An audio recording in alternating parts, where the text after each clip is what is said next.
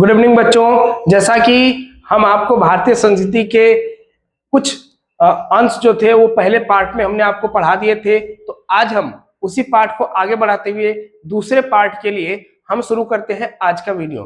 तो आज के वीडियो में सबसे पहले जो हम पढ़ेंगे, भारतीय संस्कृति में जो पद्यांश है वो कहा गया है, गद्यांश है कि जिन हालातों में पढ़कर संसार की प्रसिद्ध जातियां मिट गई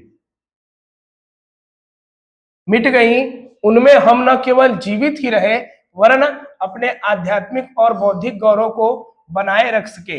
यानी एक तरह से ऐसे समझ सकते हैं कि संसार में अलग अलग समय पर समस्याएं उत्पन्न हुई, विपदाएं आई, तो कुछ ऐसे भी लोग थे जो उन समस्याओं के साथ बह गए, समाप्त हो गए।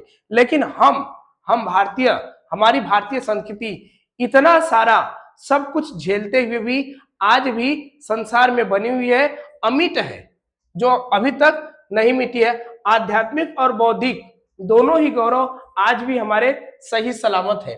उसका कारण यही है कि हमारी सामूहिक चेतना ऐसे नैतिक आधार पर ठहरी हुई है जो पहाड़ों से भी मजबूत, समुद्रों से भी गहरी और आकाश से अधिक व्यापक है।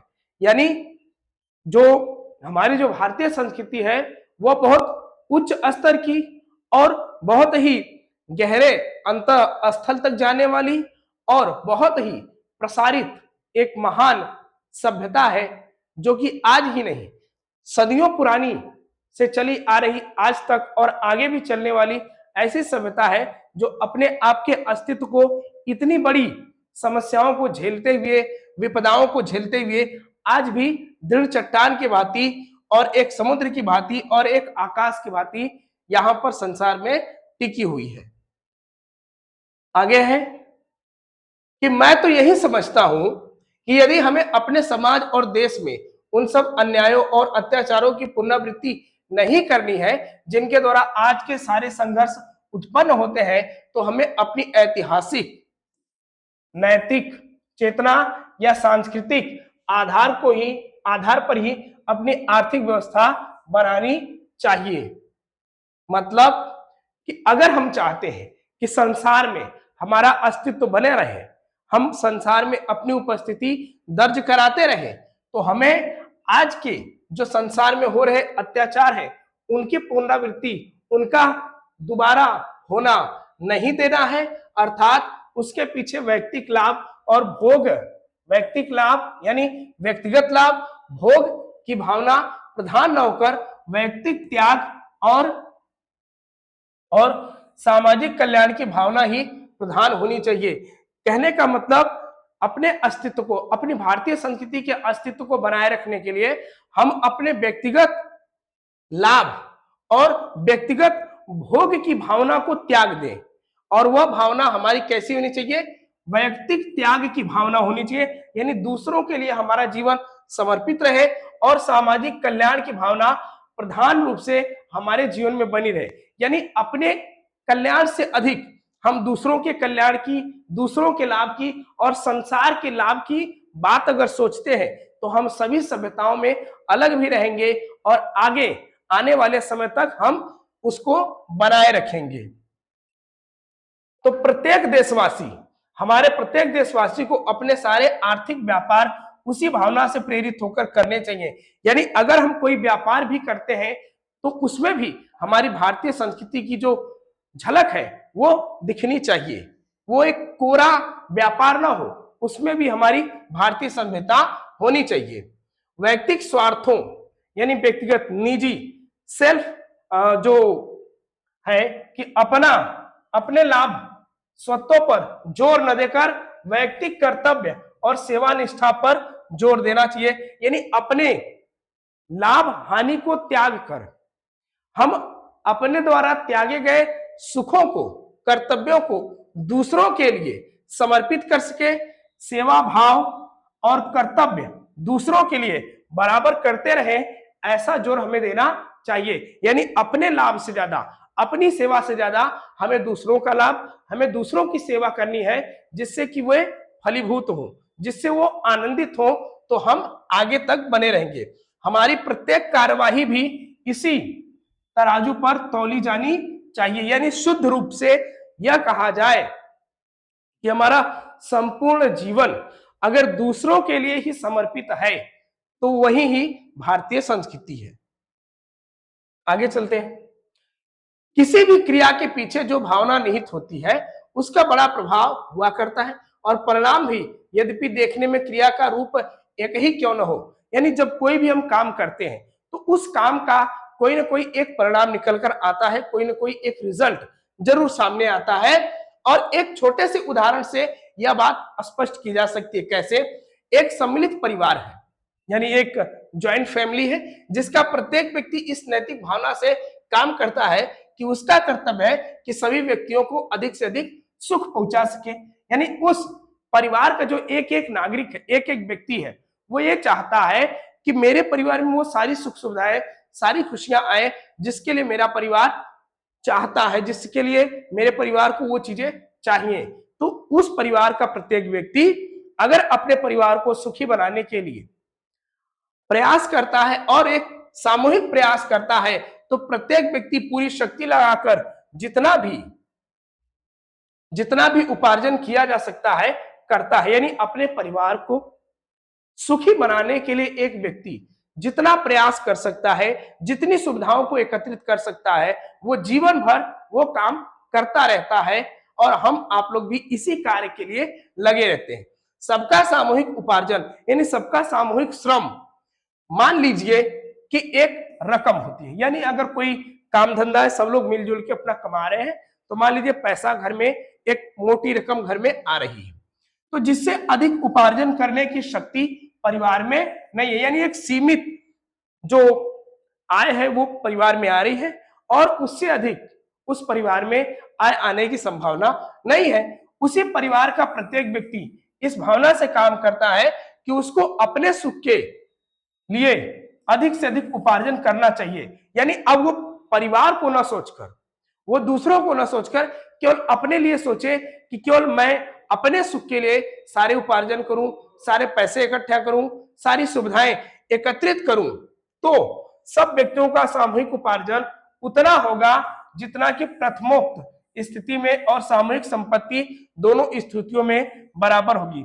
यानी अगर दोनों सब लोग सामूहिक रूप से काम करते हैं और फिर कुछ समय बाद कोई एक व्यक्ति या हर व्यक्ति अपने अपने लिए केवल काम करता है, तो भी उस व्यक्ति का अकेला आय उन सभी अलग हुए अन्य व्यक्तियों की आय के बराबर होगा। तो यहां पर क्या होगा कि उसका बराबर बंटवारा कर दिया जाए तो प्रत्येक को बराबर ही सुख होगा। यानी अब सब लोग अलग अलग कमा रहे हैं, पहले तो एक साथ कमा रहे थे, एक अच्छी खासी रकम आती थी, लेकिन कुछ समय बाद परिवार टूटा, लोग अलग अलग कमाने लगे। तो फिर उसके बाद जब उन सभी अलग अलग कमाए हुए लोगों की आय अगर एक साथ मिला दी जाए और सबको बांट दिया जाए बराबर भागों में, तो वो जो हिस्सा सबके हिस्से में आएगा वो सबके लिए तब भी बराबर ही होगा। यानी अभी भी उसमें कोई कमी नहीं आएगी, सबको अपना अपना हिस्सा बराबरी से मिलता रहेगा। पर इन दोनों स्थितियों में बहुत बड़ा अंतर है। अब अकेले कमाना केवल और परिवार के लिए कमाना, दोनों स्थितियों में अंतर तो है ही। यह पड़ जाएगा कि पहली स्थिति में संघर्ष का कोई भय नहीं है, यानी अगर मिलकर कोई काम धंधा हम लोग करते हैं तो वहां पर आपसी सहयोग होता है, सब लोग मिलजुल के काम करते हैं, तो वहां कोई डर, कोई मार झगड़ा, कोई कलह नहीं होगा, क्योंकि कोई केवल अपने लिए कुछ नहीं कर रहा है, दूसरे में संघर्ष अनिवार्य है। वहां पर क्या है कि हर व्यक्ति एक दूसरे के लिए कर रहा है, अपने लिए नहीं कर रहा है। बल्कि इसके विपरीत अगर दूसरे कारण में जाएंगे, क्योंकि प्रत्येक अपने लिए ही कर रहा है, तो वहां पर संघर्ष होना लाजमी है, स्वाभाविक है। जब व्यक्ति सामूहिक रूप से कोई कार्य करता है तो वहां पे संघर्ष नहीं होता है, लेकिन जब व्यक्ति अपने अपने लिए कार्य करते हैं, अलग अलग तरह से कार्य करते हैं, तब संघर्ष की स्थिति उत्पन्न हो जाती है, लोग आपस में लड़ने झगड़ने लगते हैं। हम समझते हैं कि हमारी संस्कृति का तकाजा है कि पहली स्थिति में हम अपने को लाएं, यानी जो सामूहिक श्रम है, जो सामूहिक उपार्जन है, उसके लिहाज से हम काम करें, न कि अकेले। यदि संसार का संघर्ष मिटाना है तो उसी भावना को सर्वमान्य बनाना होगा, यानी मिलजुल कर रहना।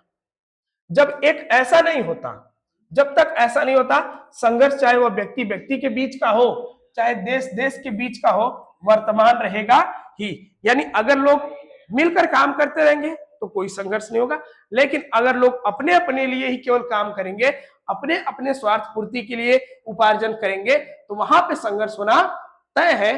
तो ये स्थिति वर्तमान में बनी रहेगी जैसा कि आज है। आज विज्ञान मनुष्यों के हाथों में अद्भुत और अतुल शक्ति दे रहा है, यानी बहुत ही आश्चर्यजनक, बहुत ही पावरफुल, बहुत ही बलशाली, बहुत अतुलनीय शक्ति विज्ञान के द्वारा मनुष्य के हाथों में आ गई है।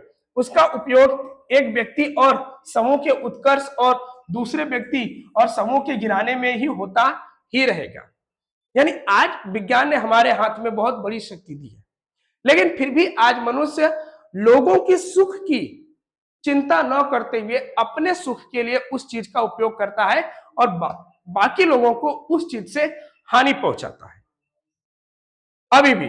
इसलिए हमें उस भावना को जागृत रखना है, और उसे जागृत रखने के लिए कुछ ऐसे साधनों को भी हाथ में रखना होगा जो उस अहिंसात्मक त्याग भावना को प्रोत्साहित करें। यानी व्यक्ति के पास शक्ति आई, विज्ञान ने उसको शक्ति दी। आज भी मनुष्य लोग एक व्यक्ति दूसरे व्यक्ति के लिए, एक राज्य दूसरे राज्य के लिए, एक देश दूसरे राज्य के हड़पने के लिए उतावला बन पड़ा है, जैसा कि वर्तमान स्थिति आप देख रहे हैं। लेकिन इस भावना को हमें अपने अंदर नहीं लाना है। हमें क्या करना है, उस भावना को जागृत करना है और ऐसे साधनों को हाथ में लेना है जो अहिंसात्मक त्याग भावना को, यानी अहिंसा का मार्ग हो, त्याग भी हो, उस भावना को प्रोत्साहित करे और भोग वासना को दबाए रखे।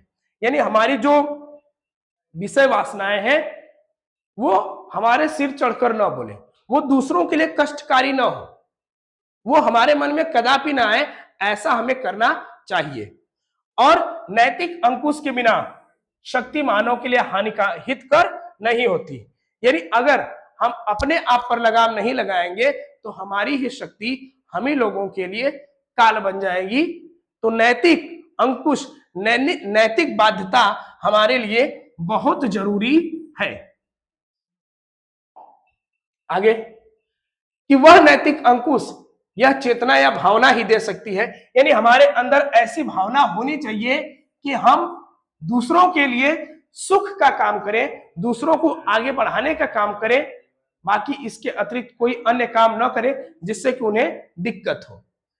वही उस शक्ति को परिमित भी कर सकती है और उसके उपयोग को नियंत्रित भी। यानी जो हमारा जो हमारा नैतिक अंकुश होगा, जो हमारी नैतिक जिम्मेदारी होगी कि हम अपने लिए तो काम करें, लेकिन ऐसा काम करें कि जो दूसरों के लिए भी लाभकारी हो। ऐसी भावनाएं रखते हुए हम कार्य अगर करते हैं तो ये हमारे लिए और हमारे समाज के लिए बहुत ही हितकारी होगा, और यह परिमित होगा और समाज को नियंत्रण में रखने वाला होगा। वर्तमान युग में भारतीय संस्कृति के समन्वय के प्रश्न के अतिरिक्त यह बात भी विचारणीय है कि भारत की प्रत्येक प्रादेशिक भाषा की सुंदर और आनंदप्रद कृतियों का स्वाद भारत के अन्य प्रदेशों के लोगों को कैसे चखाया जाए। यानी आज का सवाल यही है कि भारतीय संस्कृति का जो महान कार्य है, भारतीय संस्कृति की जो चीजें, उसमें जो सुंदर भाषाएं, सुंदर कृतियां हैं, उसका दुनिया के अन्य देशों तक कैसे प्रसार किया जाए, ये हमको विचार करना चाहिए। मैं समझता हूं कि इस बारे में दो बातें विचारणीय है।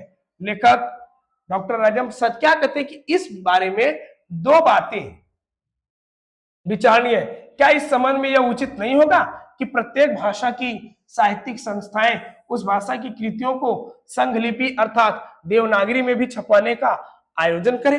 यानी जो भी अलग अलग भाषा, हमारे यहाँ तो अलग अलग प्रकार की भाषाएं पाई जाती है, बोलियां पाई जाती है, तो उन सभी बोलियों की जो रचनाएं हैं, उन सभी भाषाओं की जो रचनाएं, उन सभी बोलियों रचनाओं को हम अपनी राष्ट्रीय देवनागरी लिपि में अगर अनुवादित कर कर छपवाएं, यह दुनिया के अलग अलग कोने में भी पहुंचेगी, लोगों को पता चलेगा देवनागरी लिपि के बारे में, मुझे विश्वास है कि कम से कम जहां तक उत्तर की भाषाओं का संबंध है, यदि वे सब अपनी कृतियों को देवनागरी में भी छपवाने लगे तो उनका स्वाद लगभग सारे उत्तर भारत में लोग आसानी से ले सकेंगे। यानी अगर उत्तर भारत की कुल बात करें, जो हिंदी प्रदेश है, इस हिंदी प्रदेश में भी अलग अलग प्रकार की बोलियां पाई जाती हैं और अलग अलग प्रकार की बोलियों में अलग अलग रचनाएं की गई हैं। तो अलग अलग बोलियों की रचनाओं को अगर हम कृतियों को अगर एकत्रित करके हिंदी भाषा में पूर्णतः रूप से अनुवादित करते हैं और छपवाते हैं, तो कम से कम दक्षिण में नहीं, पश्चिम नहीं, उत्तर भारत में सभी लोग हर प्रकार की भाषाओं से, हर प्रकार की रचनाओं से परिचित हो जाएंगे। ये हमें करना चाहिए, क्योंकि इन सब भाषाओं में इतना साम्य है कि एक भाषा का अच्छा ज्ञाता दूसरी भाषाओं की कृतियों को स्व अल्प परिश्रम से समझ जाएगा। यानी जो पढ़ने लिखने वाला व्यक्ति है, अगर अलग अलग बोलियों, अलग अलग भाषाओं की रचनाओं को एक ही भाषा में अनुवादित किया जाएगा तो उसे ज्यादा किताबें भी नहीं खरीदनी पड़ेंगी, ज्यादा भाषाओं का ज्ञान भी नहीं लेना पड़ेगा, और वो सीधे से एक हिंदी की किताब उठाएगा और वो किसी भी प्रदेश की अनुवादित रचना हो, वो आराम से उस देश की, उस प्रदेश की रचना को, उस प्रदेश की विशेषता को आसानी से जान सकता है स्व अल्प परिश्रम से। यानी थोड़े से परिश्रम से, थोड़े बहुत परिश्रम से वो बहुत सारी भाषाओं का, बहुत सारी रचनाओं का ज्ञाता बन जाएगा। आगे दूसरी बात यह है, यह तो पहली बात है कि हम अपनी भाषा का प्रसार कैसे कर सकते हैं। अब दूसरी बात यह है कि ऐसी संस्था की स्थापना की जाए जो इन सब भाषाओं में आदान प्रदान का सिलसिला अनुवाद द्वारा आरंभ करे। यानी जितनी भी रचनाएं हम लिख रहे हैं या अलग अलग प्रदेशों की, अलग अलग क्षेत्रों की जो अलग अलग बोलियों में जो रचनाएं हैं, अगर कोई संस्था एकत्रित हो, अपनी संस्था बनाए कि उन सभी भाषाओं को अनुवादित किया जाए, हिंदी में परिवर्तित किया जाए, तो ये बहुत बड़ा कार्य होगा। यदि सब भारतीय भाषाओं का प्रतिनिधित्व करने वाला सांस्कृतिक संगम स्थापित हो जाता है तो इस बारे में बड़ी सहूलियत होगी। यानी लोग अलग अलग प्रदेशों, अलग अलग छोटे छोटे खंडों की भाषाओं को, रचनाओं को जान पाएंगे, सीख पाएंगे, बड़ा ही सहूलियत होगा, बड़ा ही उनको राहत होगा। साथ ही वह संगम साहित्यों को प्रोत्साहन भी प्रदान कर सकेगा और अच्छे साहित्य के स्तर के निर्धारण और सृजन करने में भी पर्याप्त अच्छा कार्य कर सकेगा। मतलब अगर अलग अलग रचनाएं की जाएंगी और उन सभी रचनाओं को एक भाषा में अनुवादित किया जाएगा तो पढ़ने में, समझने में, सभी हर चीजों में उनको आसानी होगी और फिर कुछ नए लोग भी सृजन करने के लिए आगे आएंगे, तो यह एक अच्छा कार्य माना जाएगा। साहित्य संस्कृति का एक व्यक्ति रूप है, उसके दूसरे रूप गान, नृत्य, चित्रकला, वास्तुकला, मूर्तिकला इत्यादि में देखे जाते हैं। यानी साहित्य जो है हमारी संस्कृति का एक अभिन्न अंग है। उसके अलग अलग अंग कौन से हैं, उसके दूसरे रूप कौन कौन से हैं, जैसे गान है, नृत्य है, चित्रकला है, वास्तुकला है, मूर्तिकला है, इत्यादि इत्यादि रूपों में हम साहित्य को देख सकते हैं। भारत अपनी एक सूत्रता इन सब कलाओं द्वारा प्रदर्शित करता आया है। हम केवल लिखने में ही नहीं, हम बनाने में भी, सुनाने में भी, सिखाने में भी संसार में आगे है। तो भारत केवल साहित्य को लिखता ही नहीं है, इसके अलावा अन्य कलाओं के माध्यम से वो अपने साहित्य को प्रदर्शित भी करता है। इन सब विषयों पर हमको इस प्रतिज्ञा को ध्यान में रखकर विचार करना है जो इस भवन में शाहजहां ने उसके निर्माण के पश्चात खुदवा दी थी। यानी हमको अब इसका प्रण लेना है, इन विषयों का प्रण लेना है कि हमें जिस तरह से शाहजहां ने अपने काल में अलग अलग भाषाओं की, अलग अलग कृतियों की रचनाओं को अपनी भाषा में अनुवादित करके उनके रहस्यों को जानने का प्रयास किया, तो इसी प्रतिज्ञा को, इसी प्रण को हमें भी अपनाना होगा और हमें भी समझना होगा कि अगर हमें अलग अलग चीजों को जानना है तो हमें कोई एक संस्था और एक साहित्य की स्थापना करनी होगी। उसने गर्व के साथ खुदवा दिया था क्या कि गर फिरदौस बर रुए जमीन अस्त, हमें अस्तो हमें अस्तो हम अस्त। कहने का मतलब कि अगर इस धरती पर कहीं पर स्वर्ग है तो वो यही है, यही है और यही है। यदि पृथ्वी पर स्वर्ग कहीं है तो यही है, यही ही है, यही है। यह स्वप्न तभी सत्य होगा और पृथ्वी पर स्वर्ग तो तभी स्थापित होगा जब अहिंसा, सत्य, सेवा का आदर्श भूमंडल में मानव जीवन का मुख्य आधार और प्रधान प्रेरक शक्ति हो गया होगा।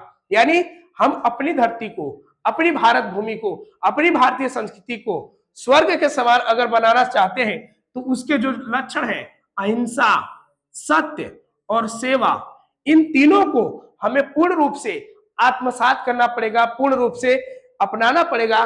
तभी जाके जो शाहजहां ने इस देश के बारे में स्वर्ग की कल्पना की है, वास्तव में इस धरती पर, इस भारत भूमि पर बस पाएगा। तो यही इसका मुख्य आधार होना चाहिए और यही हमारी प्रेरणा शक्ति होनी चाहिए।